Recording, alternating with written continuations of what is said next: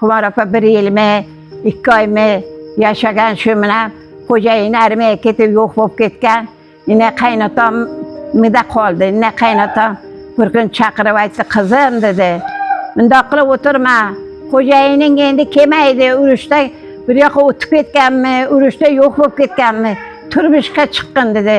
Yo, Nishonxulosga chiqqin, yo, haligiga chiqqin dedi. O'g'limda. Shonga chiqqin dedi. Lekin shuni bilan ota dedi, men turmushga chiqmayman dedi. O'g'larimni qo'lida, o'g'larim meni mandoq qiladi dedi, o'g'larim qo'lida o'tiraman dedi. Voy, voy, voy, voy. O'g'larini qo'lida o'tirib, tevalarga o'g'loqlarni boqib kelardi, yig'lardi kelib, acham oldiga, acha, men yoshligimda ali qilmagan ekanman, Ozob aka. Mana o'g'larim qo'lida mol boqar bo'lib qoldim-da, yo'qlab choylarni ichib uyga ketardi Xumar opa. Oxirida o'g'lari ham ali qilmay, oxirida xo'r bo'lib o'ldi deya bechora.